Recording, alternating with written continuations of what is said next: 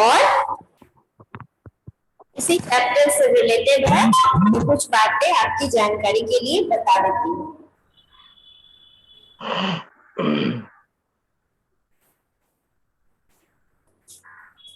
अच्छा, जब हम लोग ब्रिटिश पीरियड के बारे में पढ़ रही हैं तो क्या पता है वॉरेन हेस्टिंग्स, हम लोग थोड़ा सा गवर्नर जनरल्स के बारे में पढ़ लेते हैं। पेन एंड कॉपी हम लोग आज नोट करते हैं, ठीक है।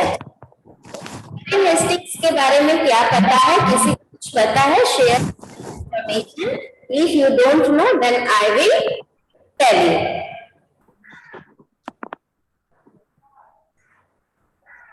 पहले ये बता दीजिए, who was he? He was the General Government of India. Governor general ना, गवर्नमेंट नहीं ना। हाँ हाँ ठीक है ठीक है। अच्छा, तो वॉरेन हेस्टिंग्स का पीरियड लिखिए, चलो नोट करो, कहीं भी नोट कीजिए। क्वेश्चंस आपको कंफ्यूजन नहीं हो, ज्यादा नहीं, कुछ कुछ बातें मैं बता रही हूँ। 1772 to 1785।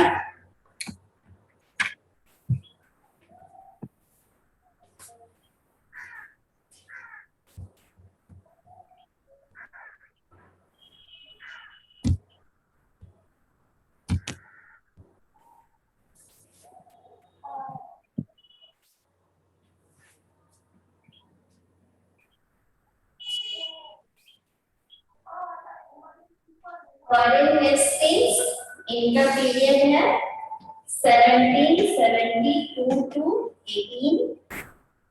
1785। लिख लो, after the retirement of Robert Clive, he was appointed as the governor of Bengal in the year, governor of Bengal, general मत लिखना, governor of Bengal in the year 1772. After the retirement of Robert Clive, Warren Hastings was appointed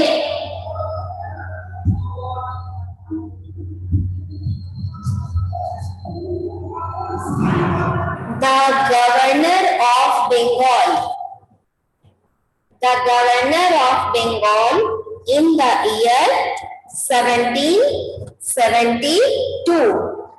In the year 1772। ये देखो उस समय का map, देखिए नीचे मैसूर है, ट्रावनकोर, मैसूर,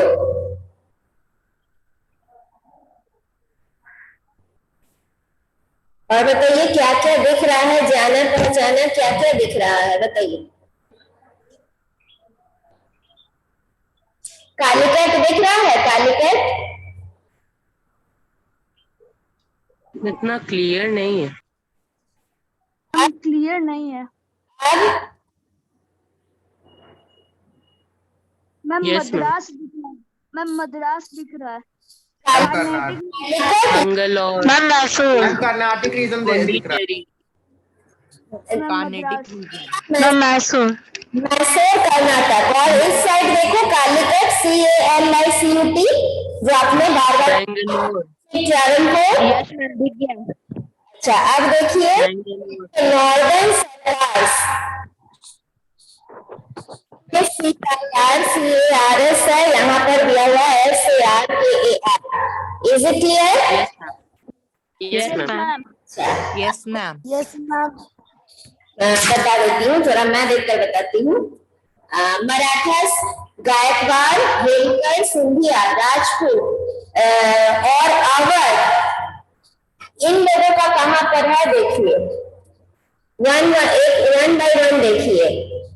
मराठास, राजपूत, अवध किधर है देखो, तुम लोगों का था ये प्रॉब्लम, अवध ठीक है, Yes, ma'am. अब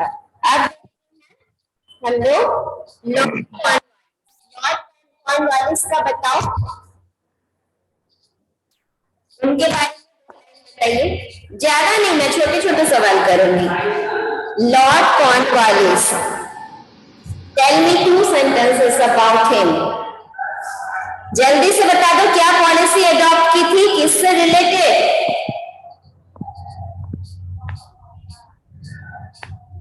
Lord Cornwallis, Aarav, Permanent revenue system. हाँ He adopted permanent revenue system. हाँ, not adopted, which word you will use? Which word you will use? Zamindari system. हाँ, तो वर्ड क्या यूज करोगे? अडॉप्ट वर्ड तो नहीं यूज होगा, ही के बाद क्या लगाओगे? ही Introduce. He introduced permanent settlement in which area? Bengal. Bengal. लिखो, लॉर्ड कॉर्नवालिस का लिखो। लॉर्ड, दो लाइन कुछ जाने माने। ये governor of Bengal, governor general नहीं, governor of Bengal. Lord Cornwallis ने क्या किया? देखिए, ईयर लिखो 1786 टू 1793, और ये 1793 में ही इन्होंने परमानेंट सेटलमेंट इंट्रोड्यूस किया था। ठीक है, अच्छा, तो लॉर्ड कॉर्नवालिस में लिखिए कि he became the governor general of India. लिखो first line, he became the governor general of India.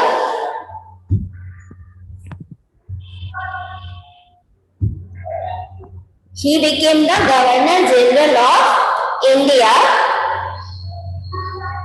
in the year 1786. In the year 1786. लिखो कि उन्हें चुपचाप बैठो।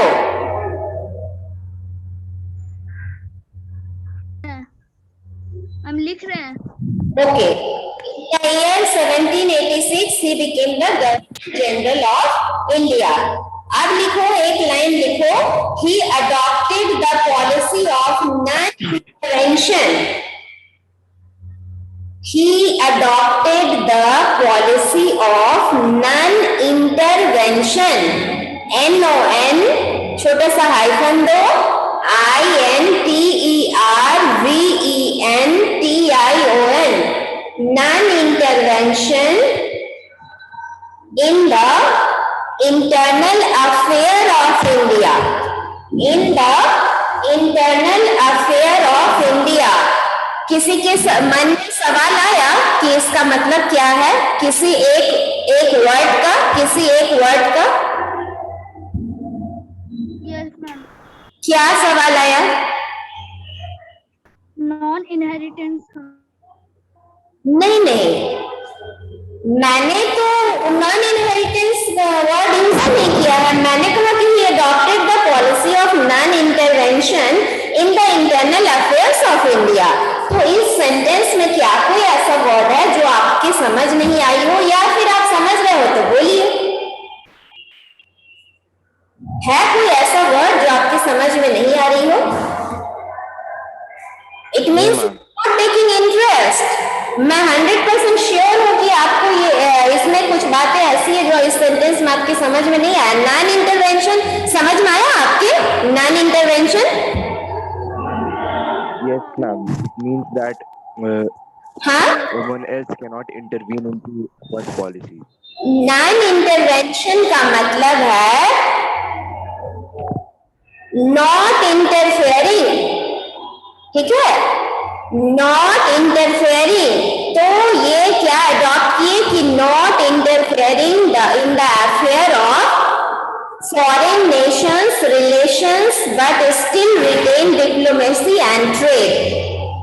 मैंने ये क्या अडॉप्ट किए कि कोई भी इंटरफेयर नहीं करेंगे, ठीक है। अच्छा, और फिर लिख लो लेकिन नाम के वास्ते था। मैसूर के लिए उन्होंने ये पॉलिसी को एप्लीकेबल नहीं किया। मैसूर में इन लोगों का इंटरफेरेंस होता रहा। A major part of Mysore was annexed by the British territory, आपको याद होगा। और एक लाइन सिर्फ लिखो, एक लाइन लिखो कि he introduced the system of permanent settlement in Bengal. He introduced the system of permanent settlement in Bengal. He introduced the system of permanent settlement in Bengal. अब हम लोग चलते हैं लॉर्ड वेलेस्ली पे।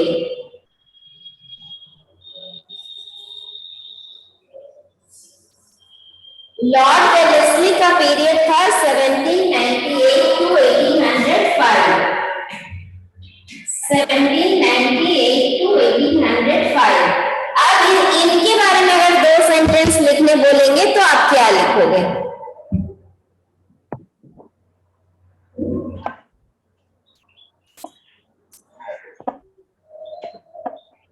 जल्दी बोलो। लॉर्ड वेलेस्ली के बारे में 2 सेंटेंस अगर लिखने बोलेंगे तो क्या बोलोगे?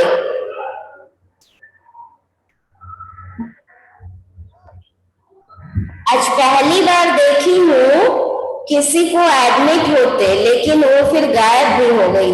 एक सेकेंड, वो झलक दिखा के चली गई। नीति मिश्रा एडमिट होते के साथ लेफ्ट हो गई है। तो Your sound is not coming clearly. आज पहली बार देख रही हूँ तुम्हें क्लास में।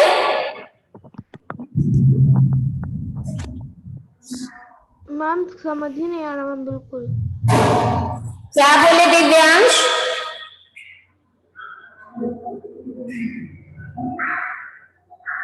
लॉर्ड वेलेस्ली सेंटेंस में ज्यादा कट कट के आ रहा है। सार्थक Adopted statutory alliance. हाँ पीयूष क्या बोले? यस नहीं हम पूछे गवर्नर इंडिया इन 1998। मैंने पॉलिसी पूछी थी, which policy was adopted by him? My sound is not coming clearly for all of you या फिर only Divyansh? Ma'am, it is clear. Ma'am बहुत लग रहा है कि दूर से आवाज आ रहा है। आपका आवाज गूंज रहा है। हाँ आवाज तो गूंजेगा ही। ये रूम तो बिल्कुल खाली रूम है ना। मैं तो देखी ना एकदम सामने से पढ़ा रही हूँ। कुशाग्र लिख रहा, यस पीयूष बिल्कुल सही लिखा। कुशाग्र लिखा your voice is very loud also, clear also. अब डिफरेंट पीपल के साथ डिफरेंट प्रॉब्लम्स हैं, ये तो सॉल्व नहीं कर सकती। बट इतने सारे लोगों ने क्यों नहीं कहा लॉर्ड वेलेस्ली की पॉलिसी क्या थी? तो लिखो, इसीलिए लिखवा रही हूँ कि ये देखते या पता नहीं गॉड नोस कि आप लोग लिख भी रहे हो कि नहीं रहे हो। तो लॉर्ड वेलेस्ली में लिखो, सब ये डेट लिखने के बाद लिखो ही decided to follow a policy of Divyansh. अच्छा हाँ करो, रीज्वाइन करो ना, कोई दिक्कत नहीं है। लेफ्ट हो जाए तो मैं तो सबको ज्वाइन करती रहती हूँ। कहाँ किसी को नहीं, ऐसा थोड़ी है कि किसी को मैं ज्वाइन नहीं की हूँ। जितनी बार आती हूँ जितनी बार ज्वाइन करती हूँ। प्रॉब्लम है तो लेफ्ट हो जाओ, कोई दिक्कत नहीं है। अच्छा लिखो, Lord Wellesley decided to follow a policy of subsidiary alliance with the Indian states.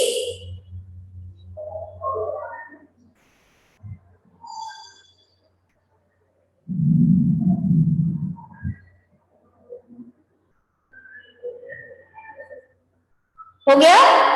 अच्छा अब बताओ, सब्सिडियरी अलायंस पे अगर शॉर्ट नोट आएगा तो लिख सकोगे? Yes, ma'am. Everyone, everyone is able to write 3 or 5 sentences on subsidiary alliance. Yes, ma'am.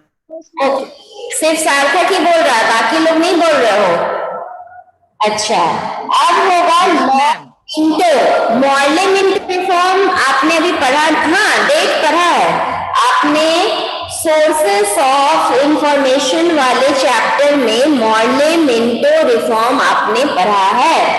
तो लॉर्ड मिंटो, 2 जन है वहां, एक मिंटो एक मॉर्ले। तो लॉर्ड मिंटो की डेट लिखिए।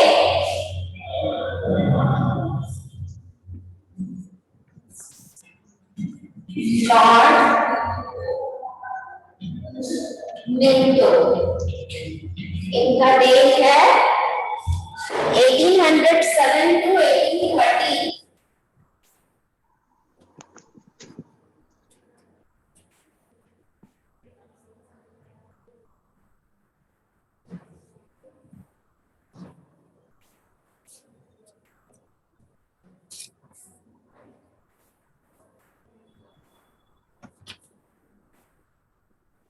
ये थोड़ा सा लिखवा दी डेट्स। अच्छा, आप बताओ तो मैं साइड ए में देखो,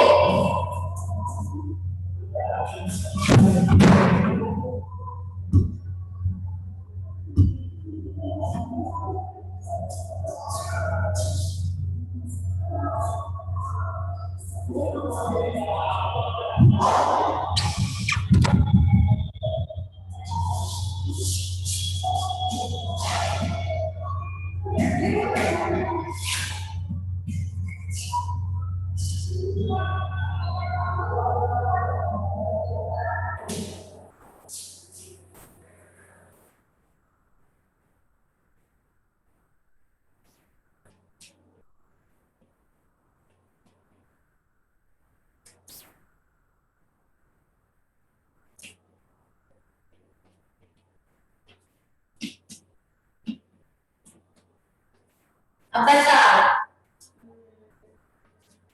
मिला के बोलो।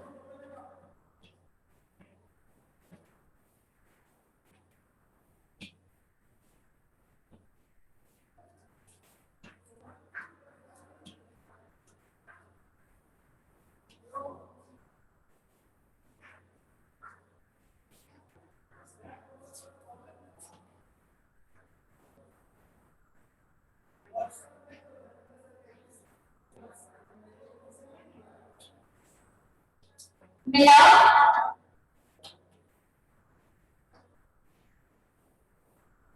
मिलाओ।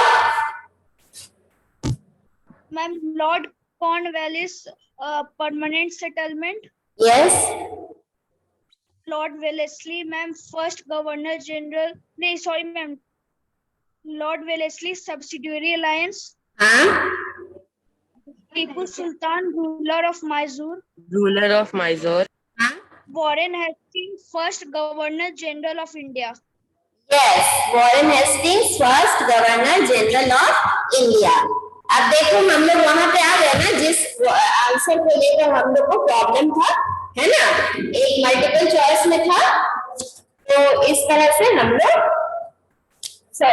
सॉल्यूशन पे आ गए। ठीक है, अब हम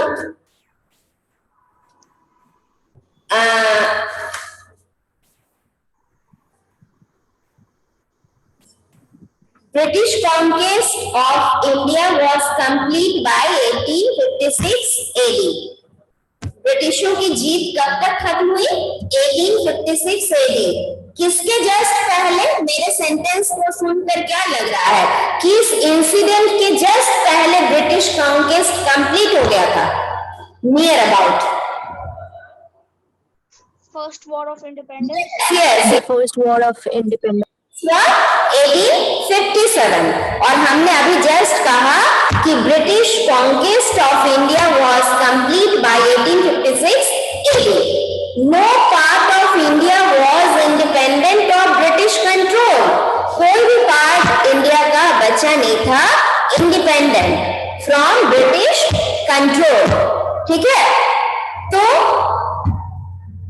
किसके तहत कुछ पॉलिसीज, तो subsidiary alliance, doctrine of labs. अच्छा, आपने इतनी बार सुना doctrine of labs started by, introduced by Lord Dalhousie. यहाँ पर एक नाम और आप ऐड कर सकते हैं, लॉर्ड डलहौजी, उनके बारे में 2 सेंटेंस लिख सकते हैं। लेकिन क्या आप जानते हैं कि लॉर्ड डलहौजी के कारण से कौन कौन स्टेट एनेक्स हुआ था according to this policy? Jhansi. Jhansi हम लोग बार बार डिस्कस किए, तो हम लोग, यस पीयूष, अगर और बताइए। देखो नाना साहब, ये नाना साहब कहाँ के थे? हम लोगों ने मैप में पढ़ चुका है नाना साहब। हाँ, कानपुर। तो वो कौन थे? He was the adopted son of the Peshwa. Peshwa कौन होते थे? पेशवा कौन होते थे? मराठा। मिनिस्टर्स पेशवा थे। किंग्स के पावर कम होने पर ये पेशवा ही रूलर की तरह बिहेव करने लगे थे। इतनी कहानी आप जानते हो। तो नाना साहब कौन थे? He was the adopted son of Peshwa, was refused pension. उन्होंने पेंशन लेना रिफ्यूज कर दिया। पेंशन किसे दी जाती है? जिसकी लाइफ रिटायर हो जाए। बट इनको किसने? पेशवा ने अडॉप्ट किया था। तो पेशवा के बाद ये पेशवा बनने वाले थे, है ना? पिता के बाद, यस पीयूष, पिता के बाद पुत्र ही बनता है। तो इन्होंने ये क्यों पेंशन लेंगे? पेंशन का मतलब तो रिटायरमेंट है। जब ये खुद ही पेशवा बनेंगे तो क्यों पेंशन लेंगे? तो उन्होंने रिफ्यूज कर दिया। Similarly after the death of the Nawab of Karnataka, his relatives were refused pension. Dalhousie did not grant permission to the rulers of Jhansi, Nagpur and Satara. These states were annexed by the British. आप सिर्फ झांसी जानते थे, अभी पीयूष ने नागपुर लिखा, और एक लिख लो सतारा, SATARA। किसे किसे अनेक्स किया गया? झांसी, नागपुर, सतारा। अवध नहीं, अवध को सब्सिडियरी अलायंस के तहत, यस पीयूष, उदयपुर भी, यस। तो Nana Sahib the adopted son of Peshwa refuse pension. उसी तरह से after the death of Nawab of Karnataka, आपने पढ़ा नवाब ऑफ कर्नाटक कौन था? अनवरुद्दीन। उनके बाद उनके रिलेटिव लोग पेंशन रिफ्यूज कर दिए। ठीक है, Awadh was annexed just on the charge of mismanagement, जो मैं बता चुकी थी। और क्या हुआ कि अब हम इस नतीजे पर क्या पहुंचे कि there were some reasons of the failure of Indian rulers against East India company.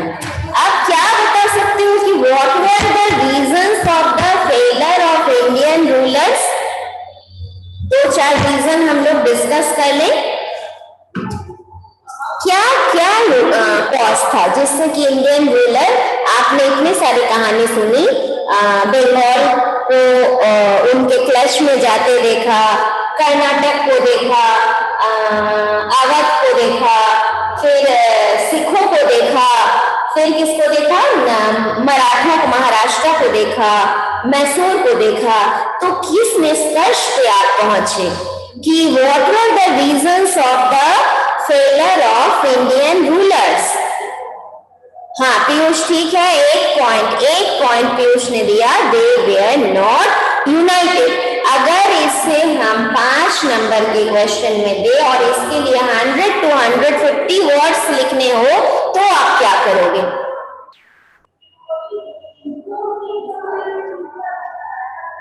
सोचो सोचो और बताओ। They are using very old weapons. हाँ, अभी हम सोचे ही थे ये बात कि अरब ने झट से कह दिया, मन में मेरे वेपन से चल रहा था कि अरब ने कह दिया, तो सेंटेंस का बढ़ाव आ रहा है। 2-3 कुछ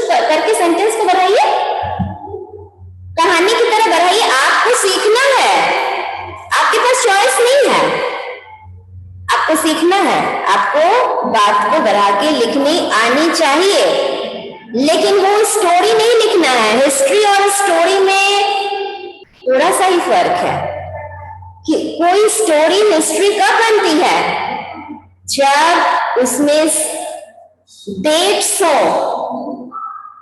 जब सीक्वेंस में सारे डेट्स हो तो वो हकीकत बन जाता है, तब वो स्टोरी कहलाता है, हिस्ट्री कहलाता है। तो जरा सा सुनाइए आरव। पीयूष भी अपने सेंटेंस को 2 सेंटेंस बना दीजिए, अपने पॉइंट को 2-3 सेंटेंस बना दीजिए।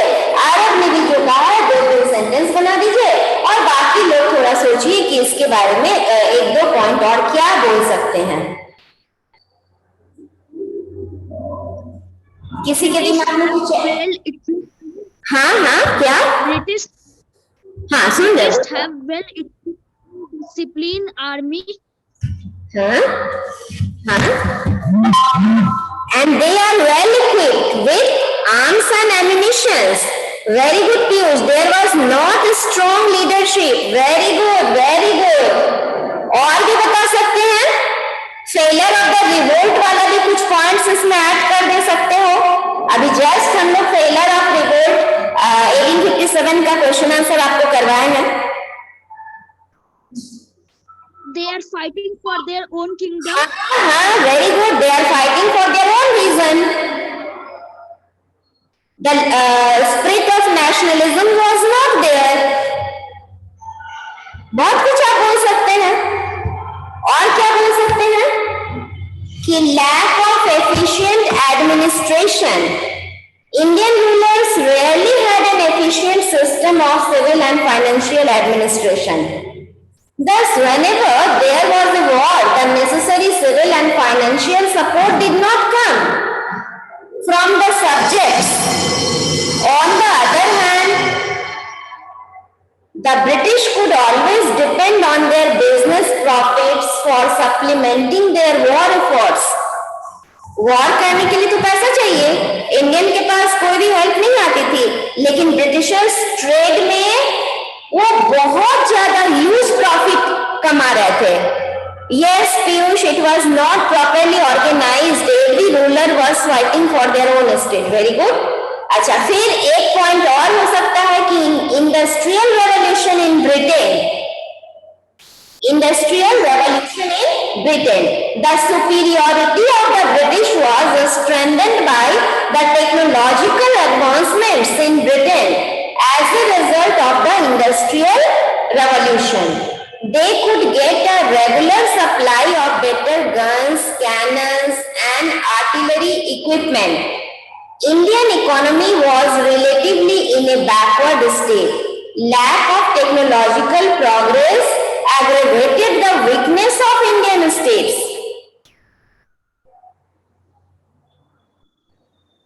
और कोई पॉइंट पीयूष ने अभी जो बोला उस पॉइंट को आप बना सकते हो, lack of spirit of nationalism. They are fighting for their own region वाला जो पॉइंट बोला, इसका पॉइंट बना सकते हो कि lack of spirit of nationalism. Leadership of revolt was not strong. ठीक है, वेरी गुड। ये भी हो सकता है, ये भी हो सकता है। यूनिटी अमॉन्ग इंडियन रूलर्स, ये बहुत बड़ा पॉइंट है। Absence of unity among Indian rulers. हाँ विपक्षा, देयर वर नो यूनिटी, ये सब सेंटेंस उसमें आप लोग बढ़ा दीजिएगा जो पॉइंट अभी तुरंत मैंने बताई है। Absence of unity among Indian rulers. The country was divided into a number of states which were at constant war with each other. एक स्टेट दूसरे से constantly लड़ने पे लड़ रहा था। They could not foresee the British designs. Self-interest was in most cases their guiding motive. Self-interest थे, lack of modern weapons था। हाँ, ये भी सही है। तो these were the reasons. अच्छा, अब हम नेक्स्ट क्लास में अभी से भी शुरू कर सकते हैं। Main events during 1772 to 1856। इस बात को डिस्कस करेंगे। Warren Hastings, Lord Cornwallis, Lord Wellesley, Lord William Bentinck, Lord Dalhousie, Lord Hardinges, इन लोग के समय क्या क्या इवेंट्स हुए ये आपको एक जगह नोट करवा देंगे। ज्यादा नहीं है, मतलब कि 10 मिनट में ये काम कंप्लीट हो सकता है, बस पॉइंट्स हैं। तो आपको एक नॉलेज हो जाएगी कि कौन से गवर्नर जनरल कब आए, क्या उनके समय क्या इवेंट हुआ, ये सारी बातें। और कल का आई डोंट नो, शायद some festival is there, maybe, I don't know क्या होगा। नेक्स्ट क्लास जो भी होगा हम लोगों का, तो उसमें policy of paramountcy by Lord Hastings, very good, ठीक है।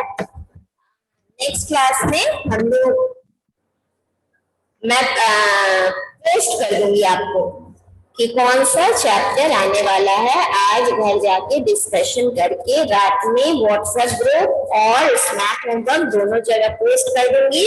उस चैप्टर का रिवीजन करके आना, ठीक है। उस चैप्टर का रिवीजन करके आना, वहां से रिवाइज करवा दूंगी, ठीक है। ओके मैम, ठीक है मैम। हाँ, चलो फिर, ओके मैम। हाँ मैम।